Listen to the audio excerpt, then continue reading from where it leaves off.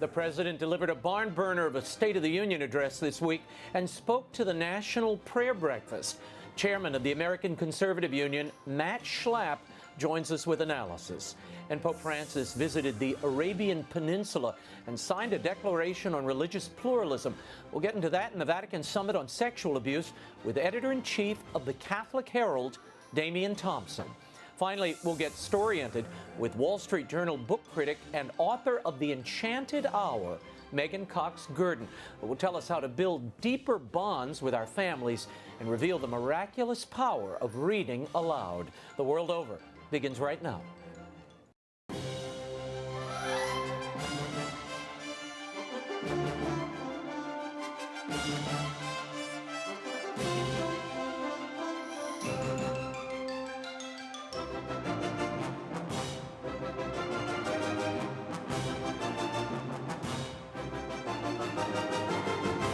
Now, from Washington, D.C., Raymond Arroyo.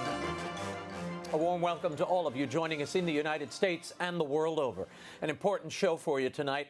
Matt SCHLAPP, Damian Thompson, and MEGHAN COX GURDON are all straight ahead. I'll also be revealing a special offer for those of you who pre-order my new Will Wilder book later in the show. If you'd like to comment on tonight's show, you can send me a tweet. I'm at Raymond Arroyo. I'll be live tweeting throughout. Here's some news from the world over. Virginia Attorney General Mark Herring, Governor Ralph Northam, and Lieutenant Governor Justin Fairfax, the state's three top Democrats, all faced questions about past behavior that may threaten their political careers. The controversies are serious, two involving racially offensive behavior, and the other an alleged sexual assault. Over the weekend, a racist photo from Northam's 1984 medical school yearbook was uncovered. On Wednesday, AG Mark Herring came forward to acknowledge that he, too, had worn blackface at a college party in the 80s. In the case of Lieutenant Governor Fairfax, a graphic statement was issued this week from his accuser, a female college professor in California. She says Fairfax sexually assaulted her in 2004. The overlapping crises have hit at the busiest time of year for Virginia's part-time legislature, which is facing a stalemate over the state budget and taxes. Should all three Democrats step down, Kirk Cox, the Republican Speaker of the Virginia House of Delegates, is next in line for succession and could become governor. Mississippi is the latest state to introduce a law that could outlaw abortion for children with a detectable fetal heartbeat, except in the cases of a medical emergency. Mississippi state legislators criticized what they called New York's sickening celebration of legalized infanticide on the delivery table. Congress's failure to defund Planned Parenthood and pass major pro-life legislation has been met with a stream of bold legislation by states to protect the unborn. Here to unpack that and much more, I'm joined by the chairman of the American Conservative Union, Matt SCHLAPP. Matt, thanks for being here. Great to be here, Raymond. Okay, I want to start with President Trump. He delivered his second State of the Union. In it, he spoke about his administration's accomplishments, obviously, future plans. He also talked about unity and reached across the aisle to Democrats. Watch. Together, we can break decades of political stalemate. We can bridge old divisions, heal old wounds, build new coalitions, forge new solutions, and unlock the extraordinary promise of America's future. The decision is ours to make. He said it was America's agenda, not one party or the others. Did that play in the room? And then we'll talk about whether it played across the room is a strange place, but he was genuflecting to this idea that the Democrats did take over the House of Representatives. Bill Clinton had that happen to him when Republicans took over Congress, and he said, look, I know I have to change things. The era of big government is over. And President Trump came to the floor and talked about some very common sense things people like Nancy Pelosi have been very strong on, taking on China, making sure we have reciprocal trade agreements, getting the economy growing. How about the lowest African-American unemployment or Hispanic unemployment or the big economic gains of women? So he went there. I think it worked well around the country. Not so sure in the room. Yeah, no, I think he unified the country in some ways. And we'll talk about how he did that. I mean, watching it, he revealed certain elements of the Democratic agenda that I'm not sure Americans had fully processed. And the drama of having the ladies in white, you could see exactly who was who from the wide shot. That also, I think, backfired on some of those ladies. But we'll talk about that in a moment. On Wednesday, Senate Minority Leader Chuck Schumer had this to say about the president's speech. Last night, President Trump had the opportunity to bring our parties together and offer the Congress and the country a new vision for the next 2 years of divided government. President Trump squandered the opportunity with a forgettable and an oftentimes incoherent speech. Was that your takeaway? Was this an incoherent speech? Even Rick Santorum said it was one of the worst delivered speeches he believes Donald Trump ever gave. This is the problem when they say Trump delusion syndrome. The problem is he kind of scrambles the brains of people's objectivity. If you actually just looked at him giving the speech, he delivered that speech better than he normally delivers a teleprompter speech. He had practiced it, but more than anything else, he was very comfortable with the words because he helped create the words. Therefore, I thought the speech had a real genuine quality to it. I actually think he was calling America up to the idea that it's very alarming that people are getting comfortable with America being socialist. Yeah. That was the call to arms. No, I agree with you. I mean, just it's an objective, and look, there have been moments where Donald Trump has given some not so great speeches, or they were off the cuff and kind of wandering.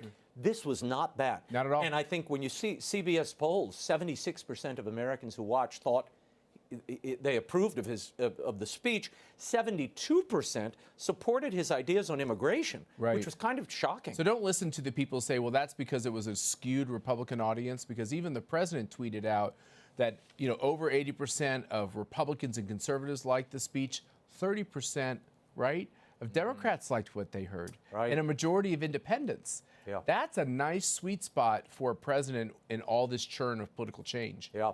There was a moment where he demanded that Congress pass a late-term abortion ban. Obviously, a backhand to that governor in Virginia who's embroiled in all his controversies, as well as Andrew Cuomo in New York. Here's a moment. Watch. There could be no greater contrast to the beautiful image of a mother holding her infant child than the chilling displays our nation saw in recent days. Lawmakers in New York cheered with delight upon the passage of legislation that would allow a baby to be ripped from the mother's womb moments from birth. To defend the dignity of every person, I am asking Congress to pass legislation to prohibit the late-term abortion of children who can feel pain in the mother's womb. Let us work together to build a culture that cherishes innocent life. And let us reaffirm a fundamental truth. All children, born and unborn, are made in the holy image of God. You saw the entire Democratic caucus sitting on their hands here. It was a stark moment. What did that reveal, and what is the political ramification? First thing is people say, well, abortion is controversial. Some people might believe that. The idea of late-term abortion, partial birth abortion, which was much about the second trimester, killing a child after it's born, these are not controversial things in America, thank God. These are things that 80% plus in polls show that the American people want to make sure this never happens. And this is what I love about Donald Trump. It's the common sense. How could anybody look at those facts and think that that makes sense? He actually is puzzled by the fact that actually politicians would actually try to advocate this. And I think it makes him angry because even he, immediately, with all of the different positions he's taken over the years on different political stands, he can see that America's really at a crossroads. And this is one of the examples of why we have to take the right turn. He is clearly, and I cannot remember ever seeing a president, even the one you worked for, George W. Bush, never went at a State of the Union address and spoke with that candor and at that length about this pro-life cause. Are you surprised that more people who have advocated for life, even pro-life advocates, they really don't give him any credit? They don't echo. Usually people will take up the mantra and echo it around this town. You don't see that. Well, first of all, don't worry about this town. But I think when you punch out of this town, I think people of faith, by the way, people of science who might even be atheist or agnostic, people who understand about life in the womb, I think it was startling to have a president of the United States use those terms. It was a flashback to what he said in that debate against Hillary Clinton, which I believe still, that was probably the thing that converted more people that were dubious about Donald Trump on an issue like life. It converted him because he used the words, connecting to people with real words, common sense words that drive it home. And he just did it again in the State of the Union. By the way, it's controversial. Do you think he had some aides that say, pull this out? I bet he did. And he said, no, I'm keeping it in. Yeah, no, it was a stark moment, and I agree with you. I think this will resonate powerfully, particularly in the wake of what we saw in New York from Cuomo and in Virginia, which I think shocked even those who are pro-choice. They were shocked by the extent of this, where you're saying even as a child is delivered or after delivery, you can still kill them. That's right. And, you know, these words, pro-choice, give women the choice over their bodies, don't, you know, hands off my body, they're like anesthetizing. It's just people just regurgitate them and repeat them. These examples wake people up to the hard, cold reality that abortion stops a beating heart. Yeah, I want to play this for you. President Trump also touted the economic boom in the country over the last 2 years. He had this to say about unemployment. Watch. Unemployment has reached the lowest rate in over half a century. African American, Hispanic American, and Asian American unemployment have all reached their lowest levels ever recorded. Unemployment for Americans with disabilities has also reached an all-time low. More people are working now than at any time in the history of our country. 157 million people at work. Is this getting lost in the rest of the drama we're seeing between the investigations and talk of a new Green Deal? Are we losing what people normally vote over, which is the economic pocketbook issues? Is that getting lost in the shuffle here politically? I think for Donald Trump, there's a real threat that it does get lost. But for the American people who are actually seeing the benefits in their individual lives, they know very well that the socialist policies under Barack Obama is exacerbated all the poverty statistics, hurt vulnerable people, made it hard for people coming out of college to get jobs. They know in their individual lives. That's why it's important for the president to keep reminding him, it's not just about tax cuts. It's about the whole idea of the freedom of the individual to engage in commerce and getting the government out of the way when it doesn't have a role. I want to play this Stacey Abrams, who is she was actually the failed gubernatorial candidate in Georgia, who the Democrats put forward to respond to the president. Here are her thoughts on employment. The Republican tax bill rigged the system against working people. Rather than bringing back jobs, plants are closing, layoffs are looming, and wages struggle to keep pace with the actual cost of living. Did this rebuttal work? Some of our colleagues here in town, Chris Wallace, for instance, said, oh, she's more in touch with the working people than Donald Trump. I saw him say that. Look, Stacey Abrams is 0 for 2. She lost that gubernatorial race, and I think she lost this rebuttal. They're hard to give, but the reason she lost is that, once again, she's just using the same old words that liberals always use to try to say that the American experiment is a flawed experiment. And I think the thing that really was discordant to people is they know that the economy is stronger. We have more openings for jobs than we have people to fill them. We haven't seen an economy growing like this since the early Reagan years. So I think, unfortunately, fell a little flat. Yeah, no, some people said, oh, she's got real presence. I found it very predictable. It's like someone hitting the same key over and over again. She's winning, she's confident, but the message was like, as you said, it was almost from another time. That's right. And I think there are vulnerabilities here for Donald Trump, but I don't think she exploited any of them. There are, let me just tell you, the country is split. The country has been split since 2006. We've gone back and forth. The people are uncomfortable with each of the two major parties. There's great opportunities for politicians to stand up and realize For a that. real maverick. Is she one of those? Not when you regurgitate the same old slogans from the previous 8 years. Yeah. Before I get off of this, and I want to move to Northam, the governor of Virginia, and there's some insight I need from you on that. Do you think when the president established that moment at the State of the Union about socialism, saying we will never be a socialist country, we're not going to do that, did he put a stake in the heart of the new green agenda, the 80 to 90% tax rate for upper earners? Is that enough? No, he didn't put a stake in the heart. I wish I could just take a couple of words. But he planted a flag. And he said, we have to remember what makes America unique. You cannot believe in collectivism, in Marxism, in communism, and believe in Americanism. Is this going to be the debate of 2020? Is this setting the table for the 2020 presidential It is, but I'm campaign? afraid, Raymond, it might be the theme of the rest of our lives, because there are Gallup polls show that a majority of Democrats are saying they're comfortable with being the Socialist Party. A generation ago, we fought the socialists, we fought the fascists. Well, and young people are being persuaded as well because they've never seen it. It's scary. It's out of their life experience. It's scary. And leave it to Donald Trump. Once again, he's not philosophically oriented, but he gets this. He knows that this runs counter to what makes America great. Let's talk about Virginia Governor Northam, obviously caught up in this blackface scandal. But the thing that I think really first drew national attention to him were those infanticide comments where he said, let me tell you, during that radio interview, we're going to play it. This is during a radio interview. He talked about he could tell you exactly what happens at these moments when a woman makes this terrible choice. Watch.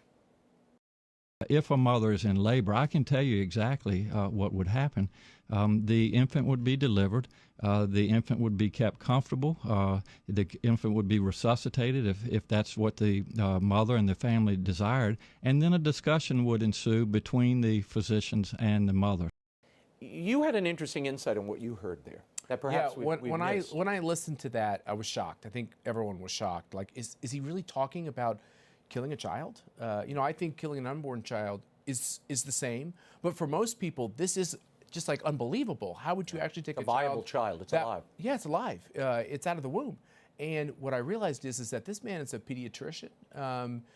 Obviously, he has been involved in these types of decisions, perhaps with his patients, and I worried that no one's asked him the question, how do you know so well that the child is kept comfortable? How do you know so well what is done in these circumstances? Because to do this is a barbarism that we should not accept. It's illegal, and someone ought to ask him the question. Most people missed that in New York, that abortion expansion bill that Andrew Cuomo signed, the governor, it removed abortion and infanticide from the criminal code and moved it into the health care law in New York. That is a seismic change that has not gotten enough reportage.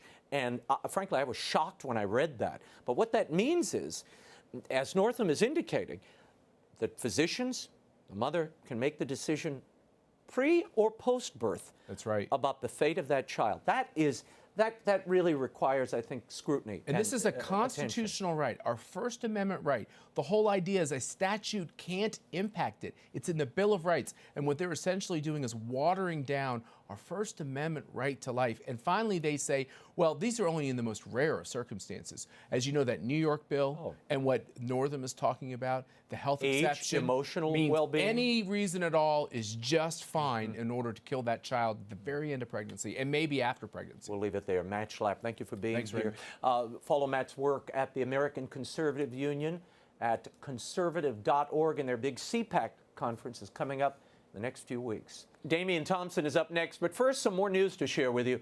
Pope Francis made history this week as the first pope to visit the Arabian Peninsula. It coincided with the 800th anniversary of St. Francis's visit with the Sultan of Egypt. During his Wednesday general audience, the Pope said that his trip to Abu Dhabi in the United Arab Emirates was a step forward in the Catholic-Muslim dialogue. He met with the Grand Imam of Al-Azhar and signed a joint document on human fraternity.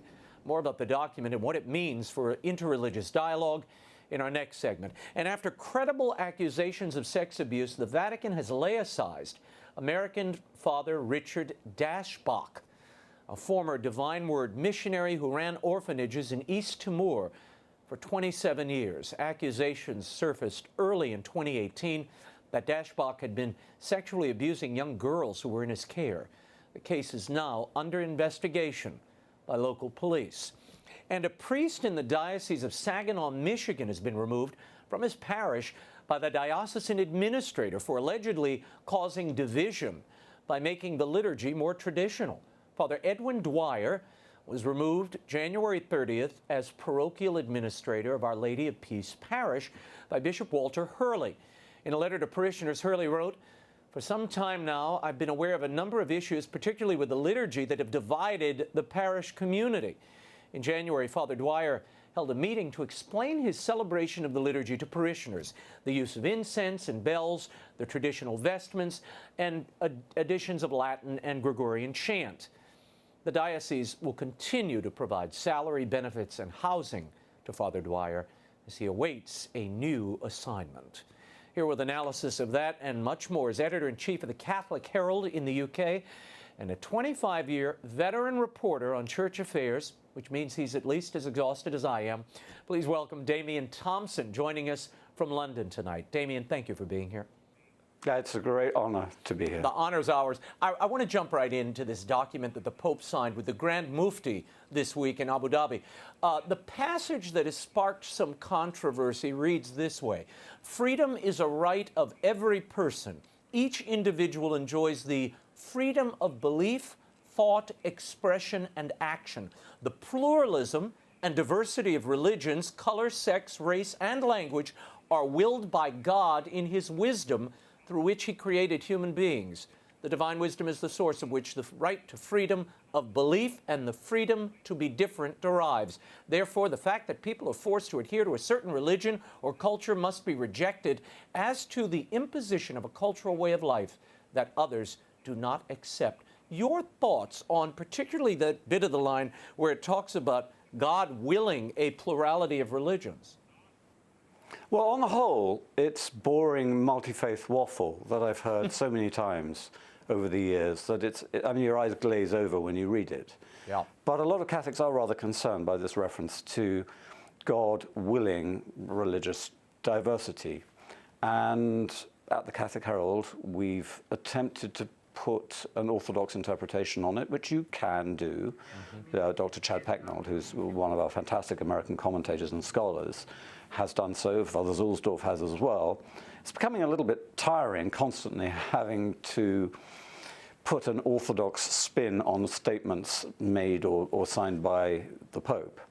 By and large, I think it's something that Catholics shouldn't worry about too much. It is possible to interpret willed as permitted.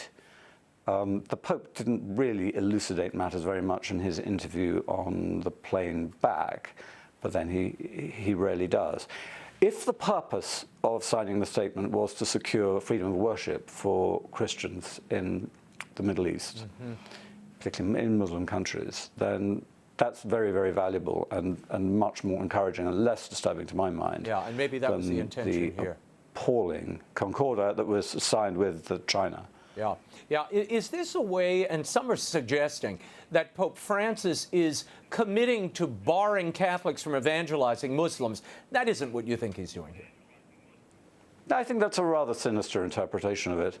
I think Catholics and Christians generally have enough difficulty just worshipping themselves without trying to evangelize, which is likely to lead to sudden death. And I don't see that situation changing in certain parts of the Middle East. And you can't generalize about all these countries. No. I think that's a rather paranoid interpretation of it. This could be one of the most successful ventures of this pontificate. Let's hope so. Yeah. Aboard the plane on Tuesday, while the Pope was returning to Rome, he acknowledged the mistreatment and sexual abuse of religious women by bishops and priests.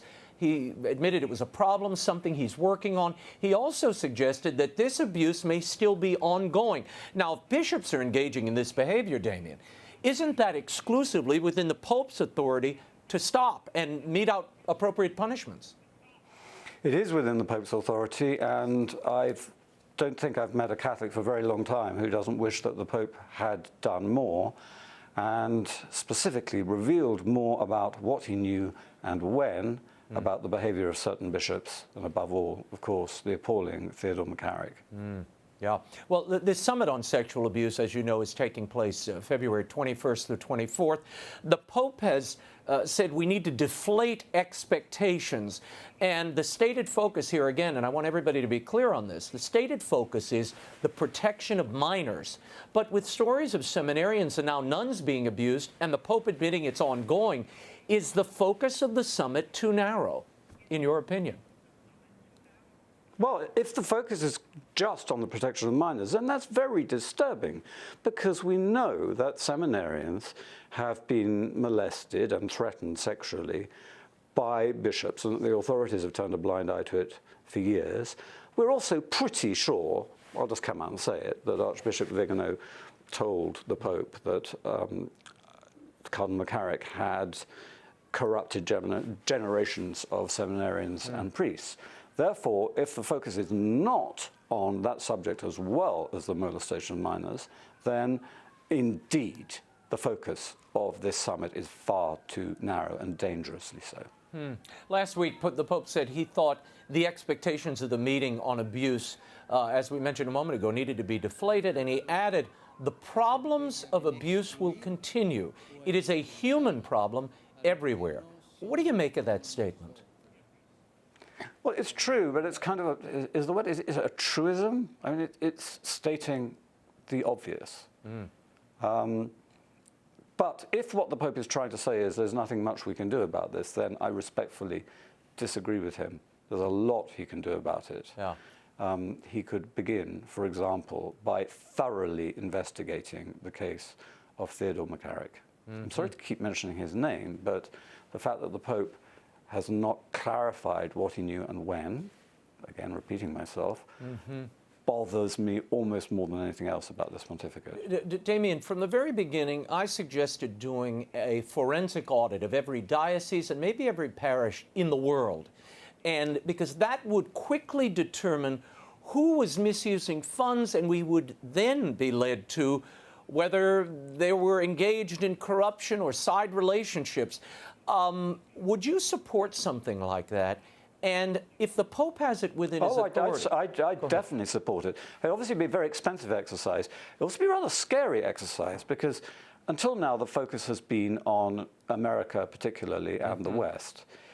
I am certain that there are hellholes of abuse throughout the developed world that we know nothing about whatsoever, and which will make even the appalling behavior of some American clergy put it in a really horrible perspective of global abuse. So it's a good thing that this summit is about global abuse, but I very much doubt that we will get down to the serious business of examining what goes on in Latin America, what goes on in Africa, what goes on in India, from where I hear horrible stories. Yeah.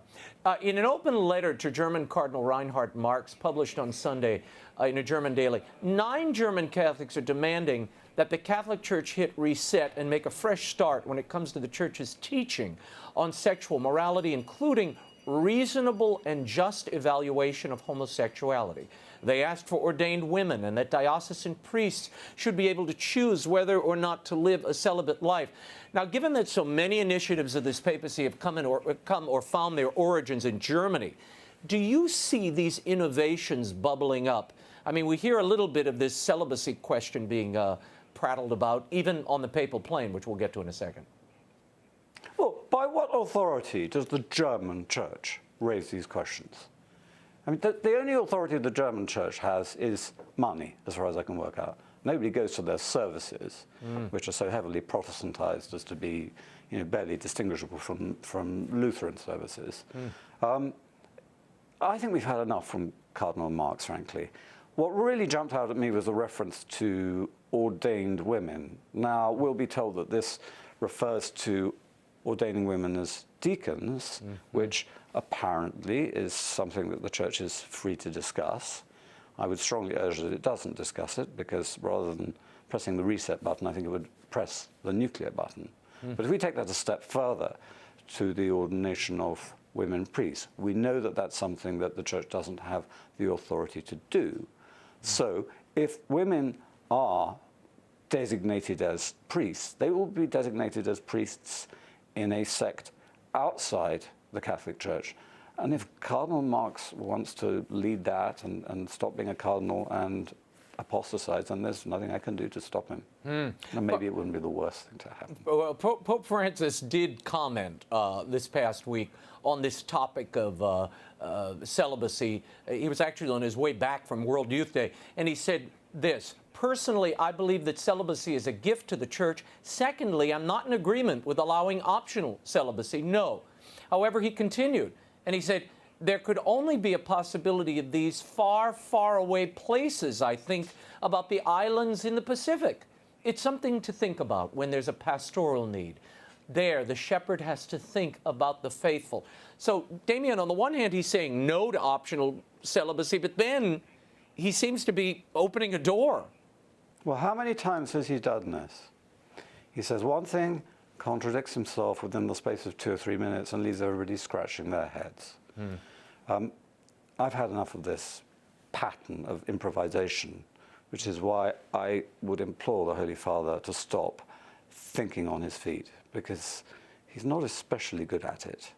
And all he does is sow confusion and spark completely unnecessary debates at a time when, frankly, the Western Church is in terrible decline. There is a case to be made for ordaining married men as priests in certain circumstances. But this sort of thinking aloud, incredibly disorganized and sort of improvisation, is not making that case. Yeah, well, we already have ordained married men via the ordinariates. We do, and actually it works quite well. I mean, we have it in the East, and we also have it. We also have it in Britain, where there's quite a large number of married men who've come over and been successful priests. I personally don't have much of a problem with it. The idea of women deacons horrifies me, because I think essentially the Catholic Church will fall apart if they go down that route. Very quickly, I want your take on this priest in Saginaw, Michigan, Father Edward Dwyer, who was relieved of his duty for trying to incorporate more reverent elements into his weekly Mass. He was bringing back some of the Latin. He had incorporated chant. I know. I was furious when I read this story. As far as I can work out, this priest was gently trying to make the worship in his church more Catholic. And I say gently because he wasn't introducing the traditional Latin Mass. No. As far as I know, he wasn't suggesting that they suddenly start worshipping ad orientem, which would be a bit of a culture shock for the parishioners.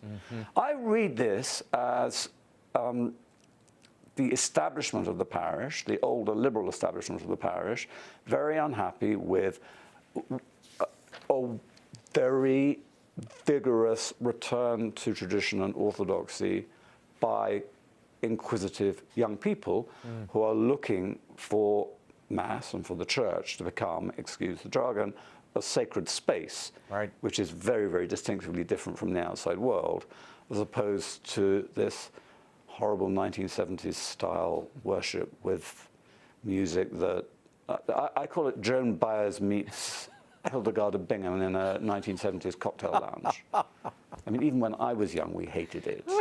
I mean, just honestly, and this bishop has furthermore suggested that people who want traditional worship, by which he just means Mass done properly, according to the rubrics of the new Missal and the rules of Vatican II, should be herded off, and have a Mass which accommodates their exotic desires for Catholic Mass. Well, I'd suggest the opposite. Maybe that there could be a sort of Summorum Pontificum in reverse, where the old liberals could be herded off and do their sort of Donny Osmond masses, and priests could be found to learn the strange worship songs which you never encounter in the outside world. And are quite hideous. It's really one of my bugbears. It's a bizarre story, and but we're going to see more of this, because these people will not let go. And I wonder if it's the parishioners, or I wonder if it's a little group of empowered parishioners who've been running the show for ages. Priest friends of mine find this problem when they take over a new parish. But there's a group of lay people who are ministers of this, that, and the other, think they can call the shots and think they know what's good for everybody else. Well, which Damian, is, the like troubling I say, thing is like a 1970s Christmas special. the troubling thing is here, the priest was trying to reach out to young parishioners, and they were excited about learning chant. People were excited about the whole. Bishop. Yeah. Yeah, I think that's what freaked out the bishop. And notice that the bishop also removed this poor priest from his job as a chaplain at the university. Is the bishop, and he's not even the bishop of the diocese, he's the apostolic administrator. Is the bishop worried that young people might be contaminated by being introduced to the riches of the Catholic liturgical tradition, which, by the way, is one of the things that we at the Catholic Herald celebrate with the greatest joy? Turning to something more personal, I want to end on this. I noticed your sister Carmel is suffering from ovarian cancer, and last week you had her on your podcast, and you asked her about what role her faith has played in her positive attitude in dealing with her illness. Here's a bit of what she had to say. It's easy to feel buoyed up by faith when things are going reasonably well in your life, and to pray more and to go to Mass more when things are going well. With the turn of events with this, and I think coming so soon after Mummy died, her example has helped me recalibrate my faith in a way, because she bore her Parkinson's disease and all the things that she had to go through at the end of her life with such courage, such fortitude. She's almost stood before me as an example to try and have faith that there is a guiding light, that there is more than appears on the surface, and to trust in God. How has watching your mother and now your sister deepened your own faith, Damian? It didn't at first. I thought, how could you let this happen? Carmel experienced the first symptoms of ovarian cancer, which are really cruel in so many ways. It's a very complicated and nasty cancer, and the symptoms seem benign at first, and that's why it's caught late. And it was the most horrible moment of my life was going into the consulting room to hear the specialist tell her that she had stage 4 ovarian cancer. And I thought, how could you do this? We've just buried our beloved mother, and there's only 2 of us in the family. In the immediate family, we have lovely cousins, but there's only 2 of us. So it did nothing for my faith whatsoever. But then Carmel reacted to it in a way that I hadn't anticipated, maybe she hadn't, with a bravery that is almost beyond my comprehension. And her faith was not challenged by this. It seems to have been deepened by it. And I mean, I can't tell you how proud I am of her. I just cannot tell you how I already loved her very much and admired her, but I can't tell you what a shining example she is to those many, many Catholic women and women generally who are suffering from this particularly terrible form of cancer. And I would earnestly ask EWTN viewers to pray for my sister Carmel, because she wants you to, and she asked me if I would ask you to do that. Absolutely. And I know you will, and thank you very much. She's the most wonderful person. We'll certainly join you in that. It was a beautiful podcast. I encourage people to go give it a listen. Damian Thompson, thank you so much for being here. It's a delight. We'll have you back soon, I hope. I really look forward to that. Thanks so much. Excellent. And be sure to check out the Catholic Herald at catholicherald.us. Damian is, of course, the editor-in-chief at the Catholic Herald. Finally, in our story-ended segment, she's been the children's book critic at the Wall Street Journal for 13 years. Tonight, she's here to talk about something very important and dear to my heart, the power of reading aloud to children and sharing stories together and how it can supercharge learning. I've been so looking forward to this segment. Please welcome author of the new book, The Enchanted Hour, The Miraculous Power of Reading Aloud in the Age of Distraction. MEGHAN COX GURDON joins us. What a pleasure to have you. What a pleasure to be here. Now, I want to start with, how did a foreign correspondent end up reviewing children's books at the Wall Street Journal? Well, this is one of the curious things about life, right? You never know where you're going to wind up. I think that it started with the birth of my first child, then the birth of my second child, then the birth of my third, fourth, and fifth children. I think by that point I'd had enough of the foreign world, and I was ready to focus on the domestic sphere. Wow. But in many ways, your columns and what you write about is far broader than the world you covered. Well, indeed. I mean, there's everything in books, right? Yeah, There's I absolutely agree. everything. Now, when did you start reading to your children? And how did this book found its origins in a column you wrote, but it really is rooted in your own life? It actually dates back to some interesting things. So I would say I started reading to my children the minute, in fact, I brought my first daughter home from the hospital 24 years ago. Molly. We lived in Japan at the time, and I didn't know anything about how to raise babies. I didn't grow up with siblings, and I came, as my father will joke, I was an only child from a broken home. So I went into motherhood completely without a template. The one thing I did know was that I was going to read to my children if I ever had them, because I'd seen a friend who'd had babies earlier, and I saw her putting reading aloud sort of at the center of her family life. And I thought, you know, I want to do that. So we got home from the hospital with this little bundle, and I went straight to a rocking chair and picked up a copy of Grimm's fairy tales and started reading aloud. And maybe 2 or 3 minutes into it, I burst into tears. I felt completely ridiculous because, you know, a baby isn't listening. But from there, I recovered, and that went on. And 24 years later, I'm still reading every night. Wow. To your children. It's a ritual. It's a ritual. It's the one non-negotiable part of every evening. Yeah. We're going to talk about it and how it's impacted your family life. But I want to back up for a moment, because in the book, one of the most fascinating parts of the book, you go to the Cincinnati Children's Reading and Literacy Discovery Center. Right. They are doing some incredible research on brain development. So, what did you learn? Right. So what they're doing there is quite extraordinary. They are looking at what happens in children's brains, and this is children, the very crucial ages 3 to 5 generally. They're looking at what happens in the brain at that developing time when children are responding to different kinds of inputs. So what happens in a child's brain when he or she is shown a video? What happens in the child's brain when they just listen to a story being told to them without seeing any pictures? And crucially, what happens in a child's brain when that child is, approximate the picture book experience. So the child is looking at still pictures, listening to a story being read. What they discovered, so they've come up with a wonderful sort of fairy tale name for what they discovered, is that they call it the Goldilocks Effect. So a story told to a small child without any accompanying pictures is a little too cold, like the first bowl of porridge that Goldilocks tastes. It's not enough going on in the brain really to get things going. To engage it. Right.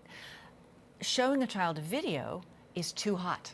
There's just too much visually going on. There's no time for the deeper brain networks to sort of interact and synchronize with one another. There's no time to reflect on what you're seeing or to jog memories. It's all just bam, bam, bam. It's a passive viewing experience. Right. They can't fully engage. Right. So the brain it shows that some shock and awe of the visual is happening, but the deeper brain networks that are so important with young children that they engage are not brought to bear.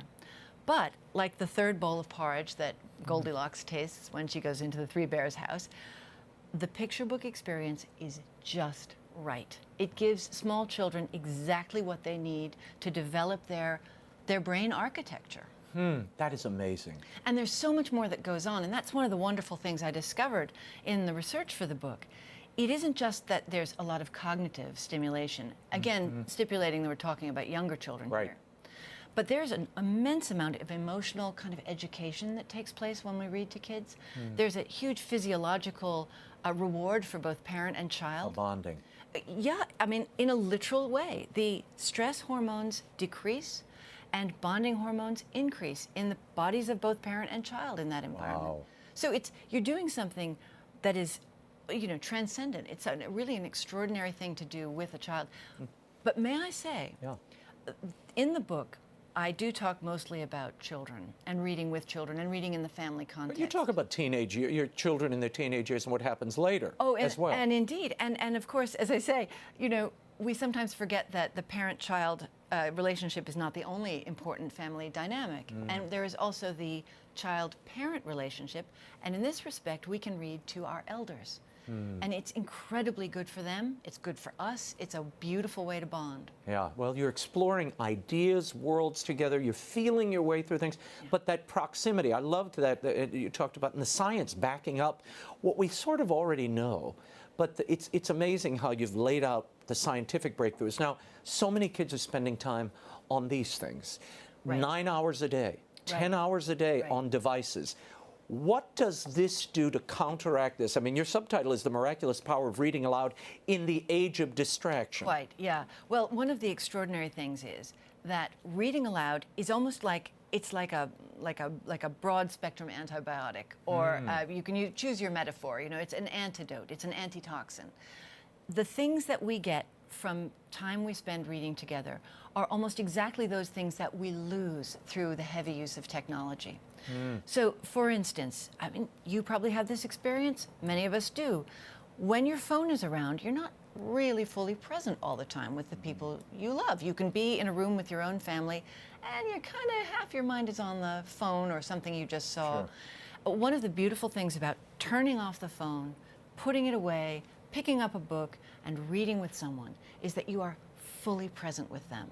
And this is something very important for children in particular. They really need it. They need to see our faces. They need us to talk to them. They need to feel that we are speaking to them and seeing them. Yeah, I was shocked because I've narrated my audiobooks. My kids listen to audiobooks. Reluctant readers I know, I've suggested give them the book and let them listen to the audiobook as a lure to keep them reading. Right. But it doesn't have the same effect as a live person reading. Why not? Right. Well, you know, think of it in this way. If you listen to live music, you watch a live ballet performance on stage, or any kind of performance on stage, or theater piece, something. It's a work of art that takes place in the moment and then it's gone. And there's something about that fugitive moment that is special. Well, the interaction. The performer is reacting to the audience and vice versa. And there's energy moving around, right? And that's the same sort of thing. Now, I love audiobooks. I too recorded my audiobooks. Good. So if you like the sound of my voice now, you can listen to it again on your commute. Enchanted Hour in audio. No. But at the same time, you know, it doesn't have that live element, obviously. And one of the things that, again, with children is very important is they don't always understand everything that they're hearing. They may miss which character is saying what in an exchange of dialogue. You know, an audiobook doesn't know if a child has misunderstood something or doesn't understand a word, whereas a human reader with the child perceives the moment of confusion, right? Can pause and stop or say, you know, what do you think about that? Right. You know, again, it's a live, much more human experience. Time spent. You're exploring the world together. It's really what it is. Sure. A multiplicity of worlds. I mean, as we know, right? Stories are portals into wonders. And how great it is to share that experience with people you love. I want to talk about the ebook phenomenon, which polling has showed, certainly in the children's realm, children prefer hard books to ebooks. Why? And why is one more advantageous to them than the other, or better for them than the other? So as to the ebook itself as a way of receiving literature, I don't know the answer to that. I will tell you, though, that one of the difficulties and one of the reasons that I've been, you know, various people I spoke to advised me to stick to the idea that, you know, you turn off the technology in order to really participate in the text. One of the reasons is that when you're reading on a device, you know that the whole wonder world of the internet is just a button press away. You know it if you're reading, let's say you're reading a book to your child from an iPad. You know, yes, there is the text of the book. Yes, you can, as it were, turn the pages. But both of you know that everything is underneath that surface, and therefore it takes you out of the moment. And sometimes there are hyperlinks in the text. You can click on them, and that tells you about the palace described or the locale described, and that does take you out of the experience. Video is the same. Video storybooks are not as... Well, look, I mean, these are all different ways of enjoying stories, right? I mean, and also the technology genius is out of the box. But your book indicates the science shows us that it's not having the same impact. Oh, for sure. As the verbal. Oh no, that's delivery absolutely right. The being. live human experience is by far the best. It's just the best. Well, what's the earliest age to start reading to children? You talk about infants in this book. I would say you start reading to children before they're born. Here's why. Here's why. Because when you start reading aloud, for some people who are not natural performers or hams, depending on how you Don't look at me that way when you say that, Megan. It may be a little awkward, you know, the first time you start to read aloud, especially you haven't done it very much before. So one of the great things is you start before the baby's even born. The baby can hear your voice, right? The baby knows who's talking, mother or father, the baby can hear it. And we know from looking at the brains of babies when they are newborn, they recognize the voices of their parents, particularly their mothers. Their brains light up, as it were. A term, by the way, that neurologists say we shouldn't use. It's not accurate, but as a layman, I'm going to use it.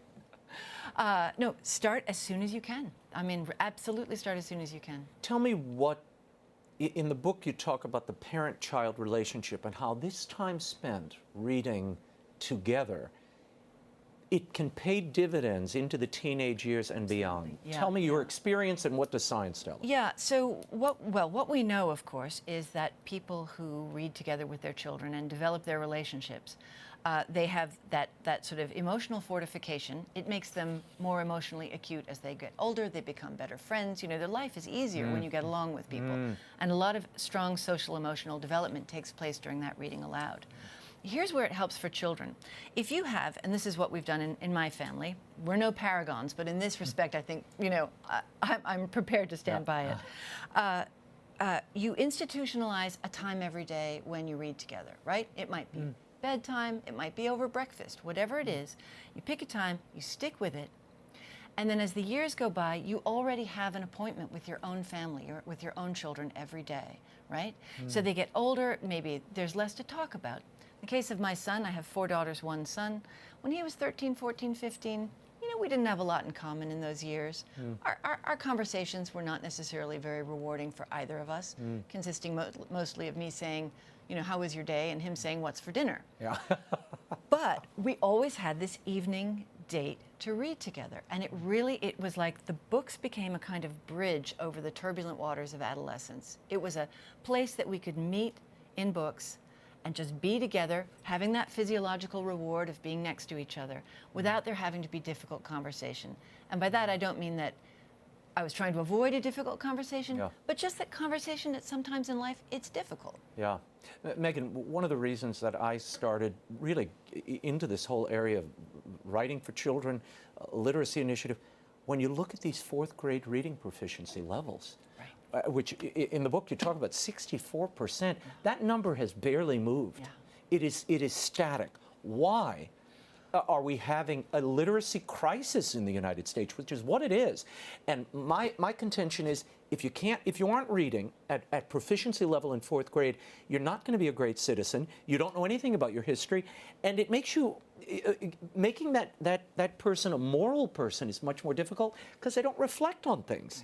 They're not trained to take information in and reflect on it, just as a human being. Right. There are these moments in life, you know, there's certain determinative moments, it seems like. The age of 4, whether a child can pay attention at the age of 4, which is another thing that reading with them really helps. It inculcates a nice long attention span, very important. A child of 4 who can focus, that correlates with math and science and literacy achievement at age 21 and predicts whether children will graduate from university by 25, right? So that's one. You're absolutely right. Then there's the question, if you can't read at the age of, in 4th grade, you probably weren't reading in 3rd grade and probably not in 2nd grade. And that manifests itself not just as a literacy crisis or a citizenship crisis, as you describe, but also has ramifications for math achievement. Because when you get to theoretical math, it's too late, right? There's a very strong linkage between math and reading in the early years. Wow. Yeah. I want to read something from the book. And you quote Maria Tartar, and she wrote a book called Enchanted Hunters. Yes. And I loved this quote: "Literature for children enthralls and entrances in large part through the shock effects of beauty and horror."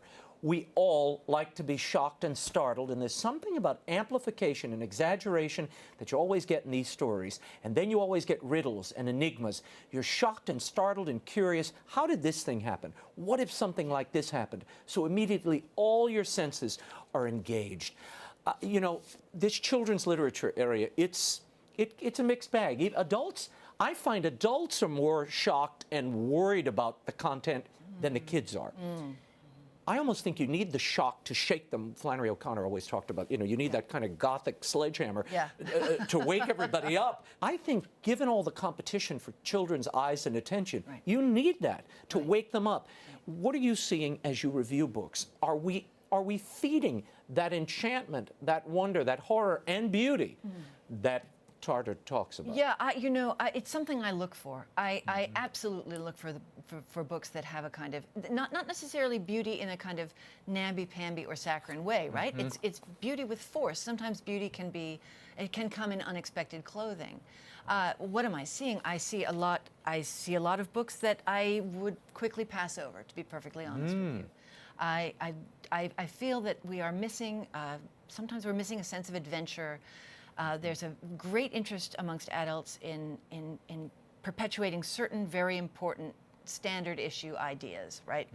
And so, I mean, there are 1,000 picture books, for instance, about, you know, someone who feels like the odd person out, and the other playmates, whether they're giraffes or whatever, you know, isolate that person, and everyone gets the lesson. No, you know, it's okay to be unusual, and everybody needs to accept you. Rudolph the Red-Nosed Reindeer. Yeah, right, but I mean, it's that idea is done to death, and the presumption somehow is that children are these savages who wouldn't otherwise have, know how to wouldn't know treat the kind of difference. striped giraffe in their midst. No, actually, but anyway, no. So I mean, I do think it's one of the reasons I love to look at collections of folk tales and fairy tales when they come through.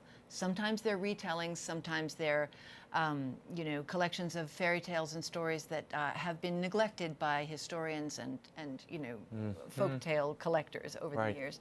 Is that there is this depth to them, right? Yeah. There's depth, because the stories to last have to be told over and over and over again. They have to be worth telling over and over and over again. And there is a kind of clarification that takes place over time. Extraneous characters get left out, and what you have at the nugget is something deep and human, right?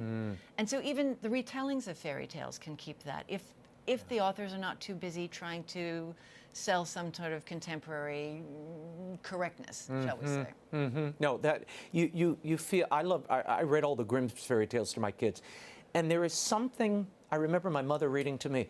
There are certain books that you just connect with. I mean, every time I see Peter Pan, I instantly think of my mother because I hear her voice. Right.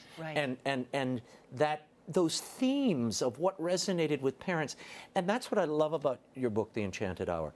It really is about not only sharing your values and your ideas with your children, but really your soul with them in some ways. Absolutely. And only literature, that shared experience, can impart that outside of a religious experience. Right. Of course, there are other ways up the mountain, as it were. But no, I think that's exactly right. I think, and in fact, as in terms of connectedness, the connectedness is not just, parent and child having an emotional connection.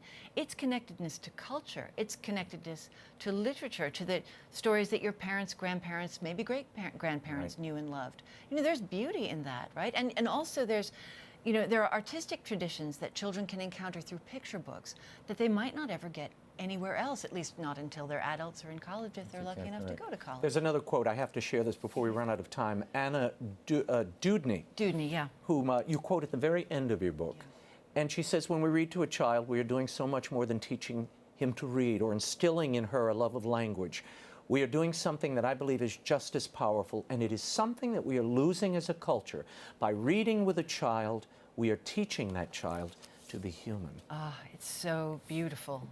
Yeah. She said it perfectly. It's absolutely right. And this book teaches us all to be human. It's really The Enchanted Hour, The Miraculous Power of Reading Aloud in the Age of Distraction by MEGHAN COX GURDON, available at bookstores everywhere. Such a great book. Thank you for the so time. Much for having me. And MEGHAN's reviews of children's books, maybe the best out there. You should read her in the Wall Street Journal each week. Just fantastic insight. There's a depth to the review that I always find challenging and enlightening. So thank you for being here again. Thank you so much. Great book. Now, don't forget, on February 19th, Book 3 in the Will Wilder series is out. Will Wilder, The Amulet of Power, will be unleashed on the world. You can still pre-order your copies now at the usual outlets or visit willwilder.com. As I promised last week, for those who pre-order before release, I will send you a signed book plate. Go to Raymond at raymondarroyo.com. You can email me. Write book plate in the subject line if you pre-ordered. For those of you in California, I'm doing a big event at the Reagan Library, a signing event on February 22nd. Come out. I hope you'll join me for that. I'll be announcing some other signings as well. As always, you can go to raymondarroyo.com for those details. That's all the time we have for now. Until next week, the show continues on Facebook and Twitter. Like me on Facebook, follow me on Twitter. Links are at the website as well. Be sure to join us next week. Actor, philanthropist, and author Gary Sinise is here to talk about his new book. Until then, we'll be scouting the world over for all that is seen and unseen. On behalf of the staff and crew of EWTN News, thank you for watching. I'm Raymond Arroyo from Washington, D.C. Bye now.